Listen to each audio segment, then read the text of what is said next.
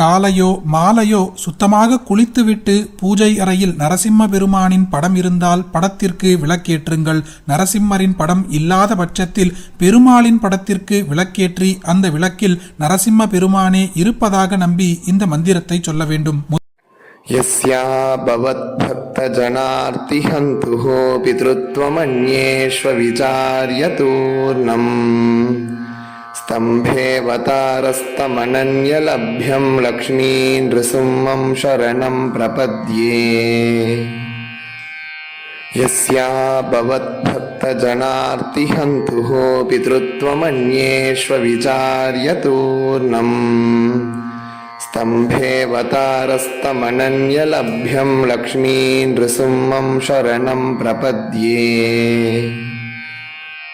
यस्या भवद्भक्तजनार्तिहन्तुः पितृत्वमन्येष्वविचार्यतूर्णम् स्तम्भेऽवतारस्तमनन्यलभ्यं लक्ष्मीनृसिंहं शरणं प्रपद्ये.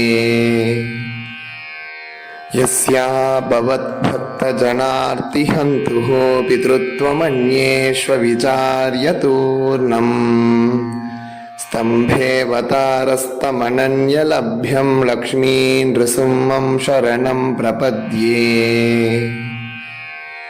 यस्या भवद्भक्तजनार्तिहन्तुः पितृत्वमन्येष्वविचार्यतूर्णम् स्तम्भेऽवतारस्तमनन्यलभ्यं लक्ष्मीनृसिंहं शरणं प्रपद्ये.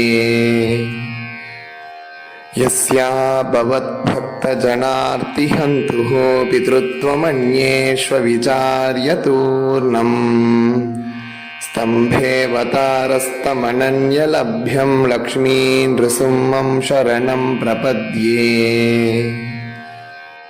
यस्या भवद्भक्तजनार्तिहन्तुः पितृत्वमन्येष्वविचार्यतूर्णम् स्तम्भेऽवतारस्तमनन्यलभ्यं लक्ष्मीनृसिंहं शरणं प्रपद्ये.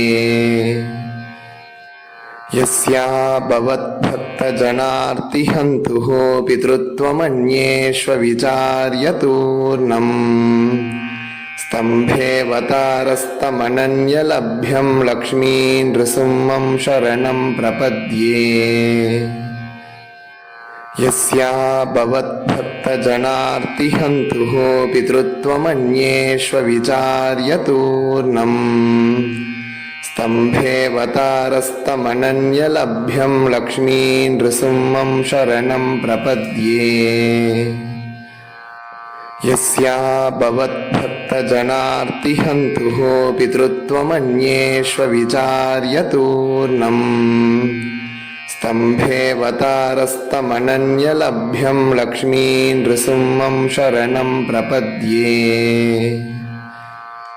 यस्या भवद्भक्तजनार्तिहन्तुः पितृत्वमन्येष्वविचार्यतूर्णम् स्तम्भेऽवतारस्तमनन्यलभ्यं लक्ष्मीनृसिंहं शरणं प्रपद्ये. यस्या भवद्भक्तजनार्तिहन्तुः पितृत्वमन्येष्वविचार्यतूर्णम् स्तम्भेऽवतारस्तमनन्यलभ्यं लक्ष्मीनृसिंहं शरणं प्रपद्ये. यस्या भवद्भक्तजनार्तिहन्तुः पितृत्वमन्येष्वविचार्यतूर्णम् स्तम्भेऽवतारस्तमनन्यलभ्यं लक्ष्मीनृसिंहं शरणं प्रपद्ये. यस्या भवद्भक्तजनार्तिहन्तुः पितृत्वमन्येष्वविचार्यतूर्णम् स्तम्भेऽवतारस्तमनन्यलभ्यं लक्ष्मीनृसिंहं शरणं प्रपद्ये. यस्या भवद्भक्तजनार्तिहन्तुः पितृत्वमन्येष्वविचार्यतूर्णम् स्तम्भेऽवतारस्तमनन्यलभ्यं लक्ष्मीनृसिंहं शरणं प्रपद्ये. यस्या भवद्भक्तजनार्तिहन्तुः भवद्भक्तजनार्तिहन्तुः पितृत्वमन्येष्वविचार्यतूर्णम् स्तम्भेऽवतारस्तमनन्यलभ्यं लक्ष्मीं नृसिंहं शरणं प्रपद्ये